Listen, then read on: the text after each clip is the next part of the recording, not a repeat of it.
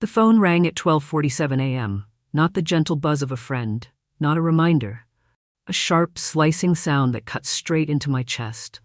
I had just finished washing the last dish when I saw the caller ID, City General Hospital. My knees weakened so fast I had to grab the counter. "Ma'am, are you Linda Parker? Your son, Daniel Parker, has been in an accident. We need you to come immediately." The rest of the sentence blurred, folded into a ringing noise inside my head. I don't even remember hanging up. I only remember grabbing my purse and keys with hands that wouldn't stop shaking. Outside, the neighborhood was quiet, too quiet for the kind of terror running through me. I waved desperately at the first taxi I saw. When I climbed in, I blurted, "Please, take me to my son." The driver blinked at me. "Ma'am, where's your son?" I slapped my forehead. "The hospital, City General, I'm sorry, I'm not thinking straight." He chuckled softly. "Don't worry, we'll get you there fast." I nodded, clutching my phone as if it could keep Daniel alive. On the way, I tried calling Emily. 1 ring, 2. I tried again, straight to voicemail. I swallowed the burn in my throat. Maybe she's asleep, maybe she'll call back. But fear whispered something else. When the taxi pulled up to the hospital entrance, I almost tripped getting out. The cold night air slapped my face, but nothing could steady my heartbeat. A nurse led me through bright hallways, past rooms full of beeping machines and sleeping patients, until we stopped outside the trauma unit. Through a glass window, I caught sight of a mangled Toyota Camry parked behind the ambulance bay. Daniel's car, bent on one side like a crushed paper cup. My breath broke. "Mrs. Parker?" A doctor approached, mid-50s, tired eyes but steady voice. "I'm Dr. Harris. Your son suffered a severe head injury. He's in emergency surgery right now. We need your consent to proceed." My fingers could barely hold the pen. "Just save him, please. He's all I have." Once I signed, they wheeled Daniel away again, doors swinging shut between us, and suddenly everything became quiet. I sat alone in the surgery waiting room, a place meant to comfort but filled with the kind of silence that makes every thought scream louder. I wrapped my arms around myself, staring at the door as if I could will it open. My phone lit up. Not Emily. Just a notification about a late-night sale. I turned the screen face down. For the next hours, I sat there listening to every footstep, every beep, every rustle of a nurse's scrubs, hoping one of them would tell me my son was still alive. And as the clock ticked toward dawn, one thought kept circling in my mind. Where is his wife? Morning light seeped through the hospital windows, thin and pale, the kind that made everything look softer than it really felt. I had been awake the entire night, unable to close my eyes even for a moment. When Dr. Harris finally told me Daniel had made it through the surgery, my legs nearly gave out. The nurse handed me a small Starbucks cup, whispering, "You need something warm." The coffee was cold by the time I remembered to drink it, but I held it like a lifeline. Daniel lay in the recovery room, hooked up to machines that breathed for him, beeped for him, watched over him. His face looked younger when he wasn't frowning or laughing, too young to be lying still like this. I brushed the hair from his forehead and whispered, "I'm right here, sweetheart. You're not alone." Around mid-morning, the door opened. Emily walked in. Her makeup was smudged, not from crying but from rushing. She carried a large tote bag and sighed loudly as if the hallway had been too long. "Oh, wow," she said, stopping beside me. "Is this all the stuff he's hooked up to?" I looked at her. "This is what's keeping him alive." She nodded, but her eyes drifted around the room, then down to her phone. "So what did the doctor say? Is he, going to wake up soon?" Dr. Harris entered at that moment, as if summoned. Emily straightened her posture instantly. "He's stable for now," the doctor said. "But recovery will take time. We don't know how much damage there is yet." Emily tapped her nail against the side of her phone. "Okay, but what are the chances? 50-50? Worse?" I closed my eyes briefly. "Emily," I said quietly, "he's fighting for his life. That's all we need to know right now." She shrugged, almost offended by the tone.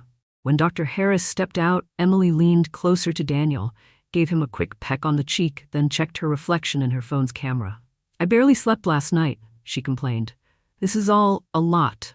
I thought about the silent waiting room, the surgery doors, the cold floors. I thought about the hours I spent begging the universe not to take my son. I didn't say anything. There was nothing safe to say. Suddenly, I bent down to tie my shoe and stood up too quickly. The room tilted and I grabbed the side of the bed. Sarah, the night shift nurse, rushed in and caught my elbow. "Easy there, Miss Linda. We don't need 2 patients today." I laughed weakly, a small release of tension. Even Emily smirked. But a moment later, when a technician brought in the updated billing folder and placed it on the counter, Emily's eyes lingered on it longer than she'd looked at Daniel. I noticed. She didn't think I did, but I did. As visiting hours ended, Emily picked up her tote. "I'm going home to rest." "I'll check in later," she said, already halfway out the door. I sat next to Daniel again, taking his hand. The machines hummed around us like a strange lullaby, and the question that had haunted me all night returned, clearer this time. If this were her crisis, would she want him to walk away this easily? The days blended together in the soft hum of machines and the slow drip of IV bags. I fell into a strange routine. Morning updates from Dr. Harris, long hours sitting beside Daniel, evenings spent stretching my stiff back in the hallway. Emily came and went, but mostly went. One afternoon, after sitting with Daniel through another round of tests, I stepped out to get a bottle of water from the vending machine. My fingers trembled from exhaustion, and the machine refused to take my dollar. I muttered, "Come on, even you're tired of me," and smacked the side gently. The dollar fluttered to the floor, and I bent down to pick it up, only for it to slip away again. Sarah appeared behind me, laughing softly. "Ma'am, are you fighting with the vending machine again?" "It started it," I said, and for a moment, we both giggled like 2 women who had forgotten we were standing feet away from a critical care unit. That tiny laugh evaporated the moment I rounded the corner and heard Emily's voice. She stood near the elevators, phone pressed to her ear, voice bright, too bright. "Oh my God, yes, I need a break. I swear this hospital smell is killing me," she said, flipping her hair. "Honestly, I can't sit here all day. Nothing's happening, he just lies there." My chest tightened. A pause, then she laughed. "Bahamas sounds perfect, or Miami. I don't know, wherever has better cocktails than the Hurley. I deserve at least that after this week." My heart dropped so fast it felt like it scraped the floor. She didn't see me. Or maybe she didn't care. I turned away, pretending to read a notice board while she continued talking. Each word felt like someone pressing a thumb into a bruise that hadn't healed. When she finally hung up and walked toward Daniel's room, I followed a few steps behind. She stayed with him only 10 minutes, barely touched his hand, and left as quickly as she arrived. That night after Emily left, I sat by Daniel and pulled out my phone. A notification popped up. Emily had posted a story, a poll asking, "Bahamas or Miami? Need sun ASAP." My hand went cold. The machines beside Daniel beeped steadily, completely unaware that his wife was choosing beaches while he lay fighting for breath. I leaned forward, resting my head beside Daniel's arm. "I know you'd never leave her like this," I whispered. "You're better than that. You always were." A nurse walked by and placed a blanket over my shoulders. But the warmth didn't reach the place inside me that had begun to feel painfully hollow. Later that night, just before I drifted into a half-sleep, my phone buzzed again. A new message, from Emily. "I need to go away for a few days. Just can't handle all this. Can you stay with him?"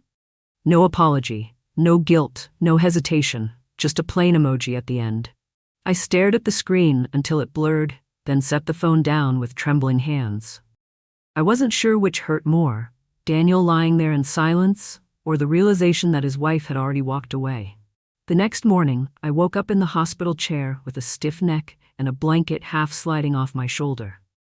For a moment, I forgot where I was, until I heard the familiar beeping beside Daniel's bed. I checked my phone, hoping for a message from Emily. There was one. And it wasn't what I hoped for. A photo, Emily at the airport, pulling a bright suitcase, smiling wide. "See you in a few days. I really need this. Don't worry, he won't even notice I'm gone." My stomach twisted so sharply I had to sit down. She posted it publicly too. A caption under her selfie read, "Finally some sun." The same sun my son would never see if he didn't wake up. I swallowed the ache rising in my throat and walked to the window. Outside, the morning was gray, the kind of color that makes everything feel heavier.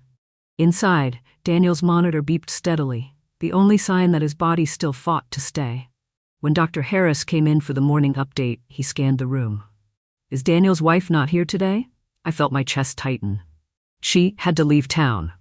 His eyebrows pulled together. For how long? I don't know, I admitted, hating how small my voice sounded. He exhaled slowly, not judging but not hiding his concern either. Mrs. Parker, if his condition changes, we may need quick decisions. I just want to make sure someone responsible is available. That word, responsible, cut deeper than he intended. I'll be here, I said. Whatever he needs. I'll be here. He nodded softly and left. A little later, Sarah came in with 2 cups of coffee, handing one to me. Thought you might need this. Thank you, I whispered, my voice breaking. When I reached for the cup, my hand shook, knocking Sarah's cup right out of her grasp. Coffee splashed onto the floor in a messy arc. Oh my gosh, I gasped. Sarah burst out laughing, and I couldn't help it. I laughed too, a small breathless sound that felt like a crack of sunlight in a storm. It's fine, she said, wiping it up. The floor needed a wash anyway. But as soon as she left, the laughter faded, leaving the weight behind. I sat beside Daniel again, adjusting his blankets.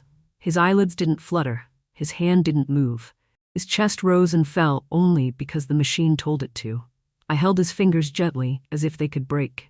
Your wife is on a beach somewhere, I whispered. But I'm here. I'm not going anywhere. My phone buzzed. Another post from Emily. This one showed turquoise water and a cocktail with a tiny umbrella. I turned the phone over, face down on my lap, and pressed my forehead against Daniel's arm. The tears came quietly, the kind that don't shake the body but hollow it out from the inside. For the first time since the accident, I let myself cry. Not because I was tired, not because I was scared, but because I realized something I had been refusing to see. Daniel wasn't just fighting for his life. He was fighting it without the person who promised to stand beside him. And that left me with only one choice. I would stand beside him for both of us. The 5th morning felt different the moment I walked into Daniel's room. The rhythm of the machines had changed, faster, sharper, like they were warning me. Then a nurse rushed past me toward his bed. Mrs. Parker, please step back, she said gently. My heart dropped. What's happening? His blood pressure is unstable, she replied, eyes fixed on the monitor. Within seconds, Dr. Harris appeared, his calm replaced by something much tighter. We need to run additional tests and possibly prep him for another procedure, he said. His brain pressure is increasing. My breath caught. After everything he had survived, now this? I fumbled for my phone and dialed Emily. 1 ring, 2, then a message popped up, user unavailable. I tried again, straight to voicemail. The nurse beside me whispered, take a deep breath. He needs you steady. Steady. I hadn't felt steady since the night of the accident. A few minutes later, Daniel was wheeled out for scans, leaving me clutching an empty blanket on his bed. I stood in the hallway until Dr. Harris returned. This could require another surgical intervention, he said, and if so, we'll need a representative to sign off quickly. I swallowed hard. Emily's not here. She's traveling. His face softened, but his voice didn't. Mrs. Parker, emergencies don't wait for convenience. If she isn't reachable, that becomes a problem. The words felt like a door cracking open, one I had been afraid to even look at. Sarah appeared beside me with a clipboard, trying to lighten the moment. Don't worry, it's just preliminary paperwork, basic stuff. But my hands were trembling so much that when I tried to sign, I accidentally wrote my name in the line marked date. Oh Lord, I muttered. Sarah giggled. Okay, let's pretend this never happened. New form. For a second, I actually smiled, but it vanished as soon as my phone buzzed. A new post from Emily. She was on a yacht, holding a drink, sunglasses perched on her head, ocean behind her sparkling like crystal. Caption, living my best life. Needed this escape so bad. I stared at the screen, my chest hollowing out. Daniel lay between life and death, and the woman he called his wife was sipping cocktails as if nothing tethered her to him. My phone slipped from my hand onto the chair beside me. I don't understand, I whispered to no one. How can she be so far away from him? In every way. When they brought Daniel back from the scans, his face looked paler, almost fragile. I held his hand, rubbing my thumb gently across his knuckles. I'm here, I told him. I'm not leaving, not even for a moment. Dr. Harris approached again, quieter this time. If things get worse, we'll need a decision maker immediately. You may want to speak with someone, maybe a lawyer, about temporary authority. My breath wavered.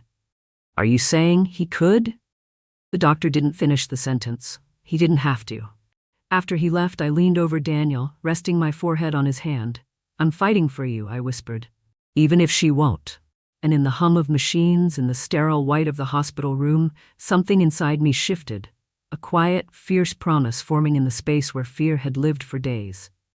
I didn't leave the hospital for nearly a week, but on the 7th morning, after another long night of watching Daniel sleep beneath a maze of wires, I realized I needed help, more than what I could get from prayer and worry.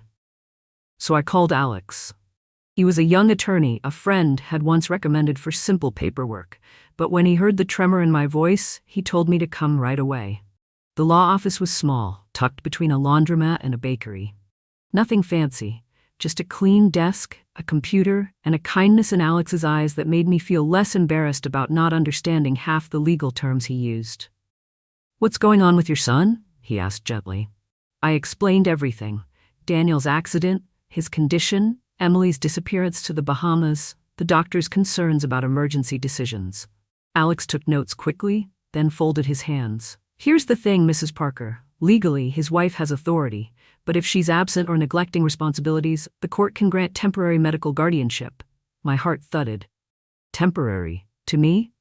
"Yes," he said, "but we need evidence of her absence, and, ideally, any signs she might be misusing financial assets." The words made something cold crawl up my spine. I reached into my purse and pulled out a folder Daniel had given me months ago, bank documents from when he needed me to co-sign a car repair loan.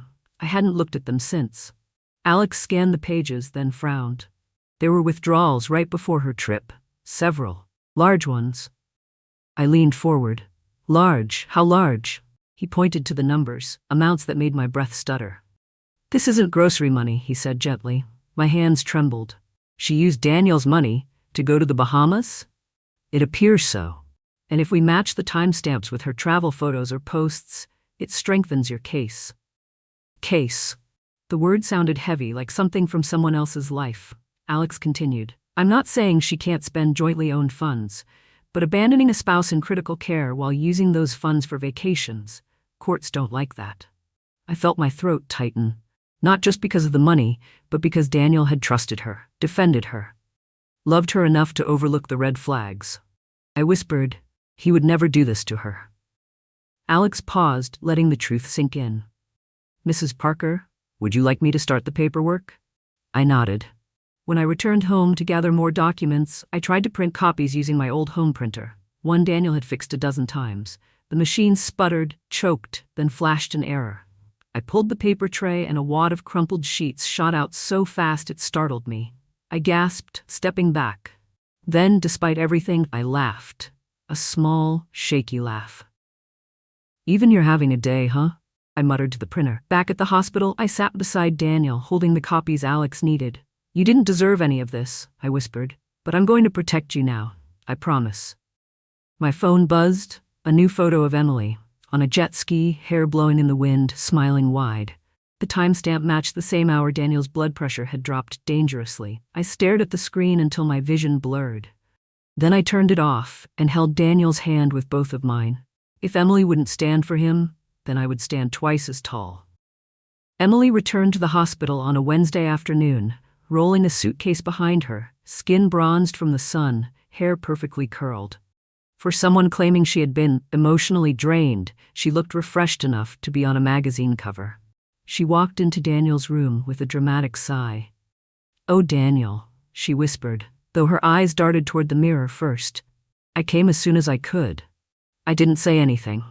I just stepped aside so she could stand next to the bed. She touched his arm lightly, almost with the same indifference someone would give a mannequin. "So, what did the doctor say? Anything new?" Before I could answer, my phone buzzed in my pocket. "Alex, I found something you should see, sending screenshots." My stomach tightened.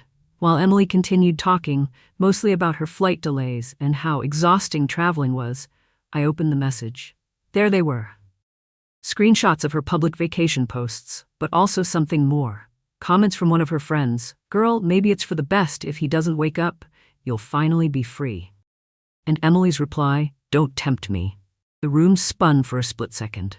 I swallowed the burn rising in my chest, forced myself to breathe evenly. Not here. not in front of Daniel. Sarah walked in to check the monitors. She glanced at Emily, then at me, reading the tension in the air like a seasoned detective. "You okay, Miss Linda?" she whispered. "I'm fine," I lied.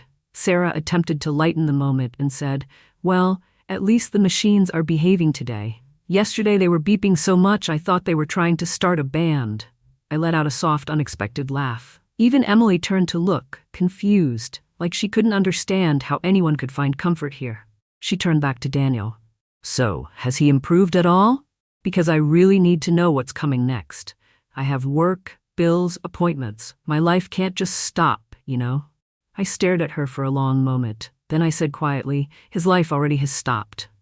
She rolled her eyes slightly, as if I were being dramatic. "Well, I didn't mean it like that." But the truth was there, raw, ugly, undeniable. I stepped closer. "Emily, have you even asked the doctor about his condition?" "I was going to. I just needed to get settled," she snapped. "You have no idea how stressful things have been for me." My voice dropped to something calm but sharp. "I have every idea." Emily's phone buzzed, smiled. Probably another message from the same friend. I turned away because looking at her made my stomach twist. Then my phone buzzed again. Another message from Alex. "Her spending records match the exact timestamps of your son's medical emergencies. This strengthens your petition." Petition. Power. Responsibility. A path forming beneath my feet. Emily walked toward the door. "I need a coffee. I'll be back." When she left, the room felt instantly lighter. I sat beside Daniel and took his hand. "Your wife is back," I whispered, "but I think she left you long before she ever got on that plane." His fingers didn't move, his eyes didn't open, but something in my heart shifted with certainty. She wasn't here for him, but I was. And now, I wasn't just a mother waiting. I was a mother preparing. The courtroom was smaller than I imagined. Just 4 rows of benches, beige walls, and a single window where the morning sun fell in a narrow strip across the floor. But even in that modest space, my heart pounded as if I were standing before the whole world. Alex leaned toward me and whispered, "Just breathe. Tell the truth. That's all you need." I nodded, tightening my grip on the folder of documents he'd assembled. My hands were shaking so hard that when the clerk handed me a pen to sign the witness form, it slipped right through my fingers and clattered to the floor. "Oh, sorry," I whispered. The clerk gave me another pen with a gentle smile. "Happens to everyone." But not everyone was here to fight for their child's life. A minute later, Emily walked in. She wasn't dressed like someone whose husband was in critical condition. She looked like she was heading to brunch, hair perfectly styled, a bright dress, heels clicking confidently on the floor. She threw me a tight smile, then sat down at the opposite table, as if this were an inconvenience she planned to finish quickly. The judge entered, a firm, middle-aged man with glasses and a patient expression. "Let's begin," he said. "We are here to determine temporary medical decision-making authority for Mr. Daniel Parker." Alex stood first. "Your Honor, Daniel's mother has been present every day since the accident. His wife, however, left for a leisure trip during the most critical period of his hospitalization." Emily jumped to her feet. "It wasn't a leisure trip. I needed time to cope. I was stressed." Alex remained unmoved. "Your Honor, we have timestamps, financial withdrawals, and social media posts demonstrating otherwise." He handed the judge a stack of papers. Emily folded her arms, scowling. "People post things. It doesn't mean anything." The judge raised an eyebrow. "Mrs. Parker, your posts indicate you were on a beach while your husband was in emergency care." Emily's voice rose. "I didn't know it was that serious." I stood slowly. "You didn't answer the phone," I said softly. "Not once." The courtroom fell silent. For the first time, Emily looked unsure, eyes darting between me and the judge, as if searching for an exit that didn't exist. Alex continued, "Your Honor, the medical team has expressed difficulty reaching her during emergencies. That alone poses a risk to the patient." As if on cue, the door opened and Dr. Harris stepped in. His presence seemed to ground the entire room. He addressed the judge clearly. "I'm here to confirm that Daniel Parker required urgent decisions more than once. His mother was present, his wife was not reachable. That is medically dangerous." Emily's jaw dropped. "Are you serious right now?" But the judge didn't look at her. He looked at me. "Mrs. Parker," he said, voice steady, Are you willing to assume full responsibility for your son's medical decisions until his condition improves? My throat tightened. Yes, Your Honor. Absolutely. I will do whatever he needs. He nodded once, decisively. Then the court temporarily grants medical authority to Linda Parker. My knees weakened, not from fear this time, but from the weight lifting off my shoulders after days of carrying it alone. Emily gasped. This is ridiculous. I'm his wife.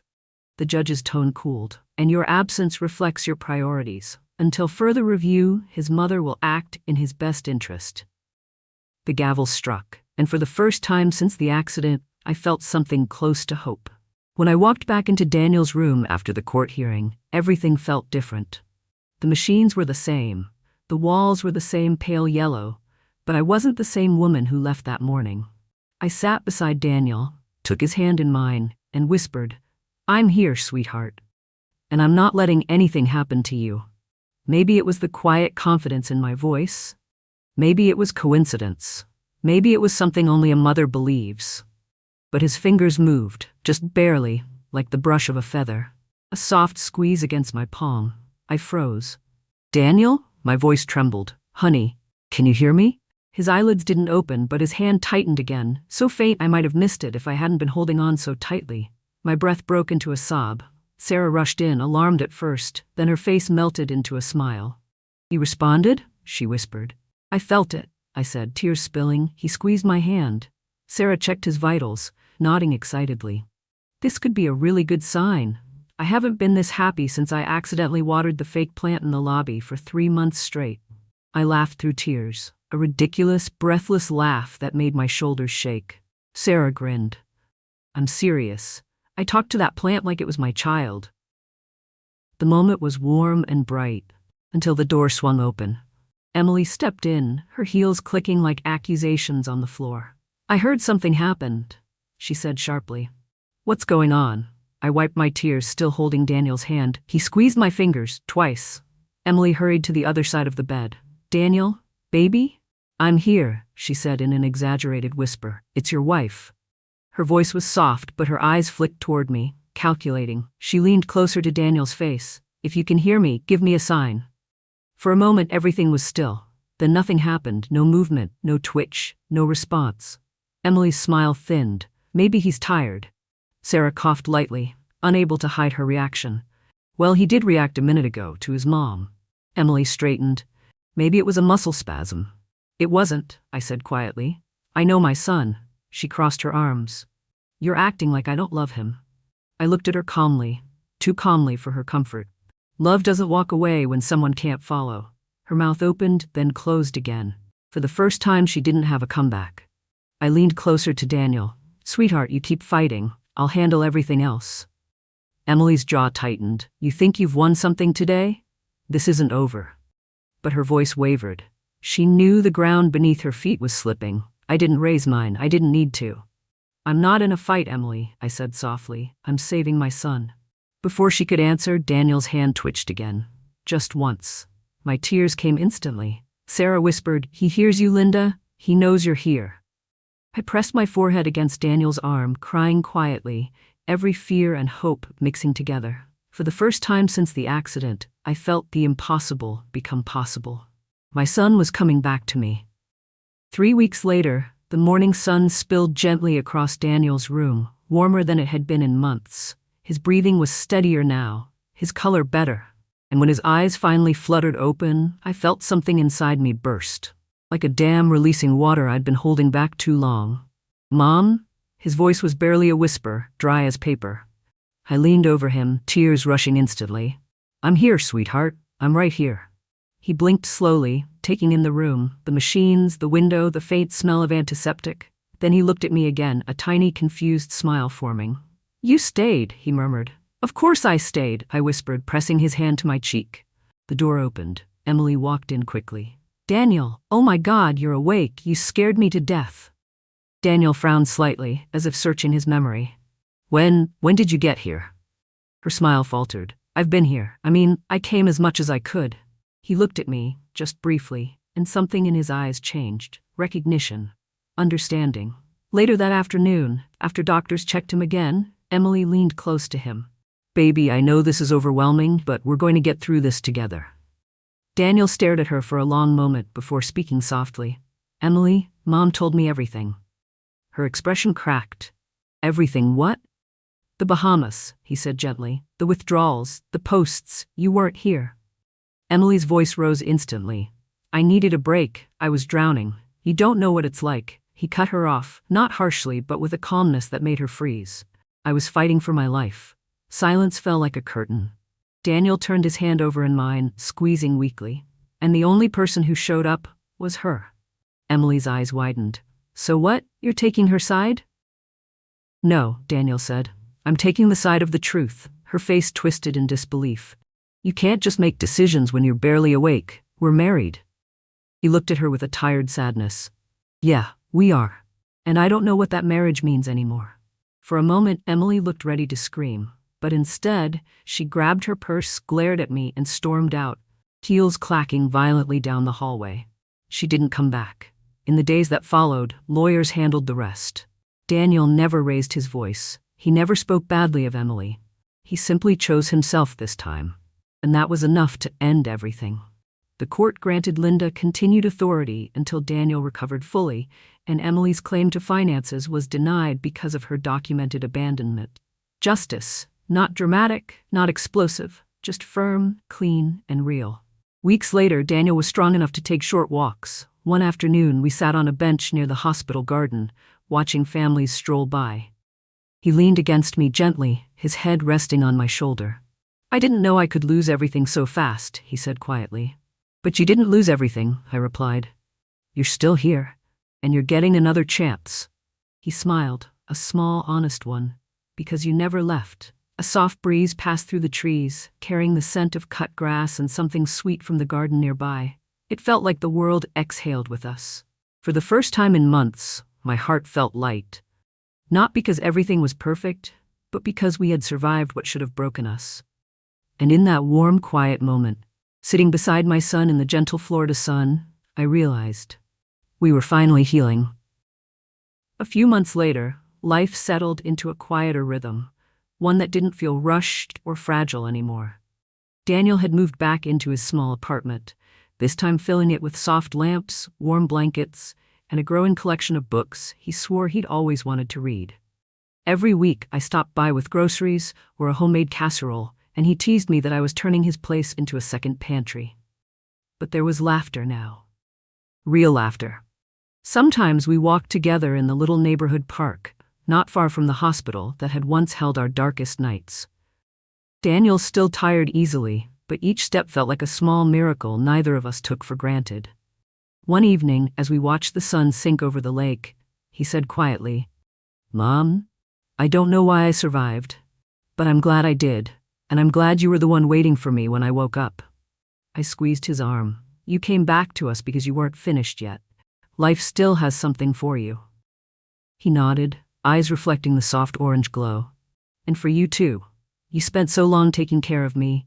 I want you to start taking care of yourself. I laughed. I'm learning. And I was. I joined a small volunteer group at the hospital, nothing big, just bringing warm blankets or sitting with families during long nights. I baked again, not because I needed to fill time, but because the smell of rising dough made the house feel like home. Healing didn't come all at once. It came softly. Like morning light slipping through curtains, like a hand squeezing yours after a long silence. And little by little, with every breath and every step forward, we became whole again.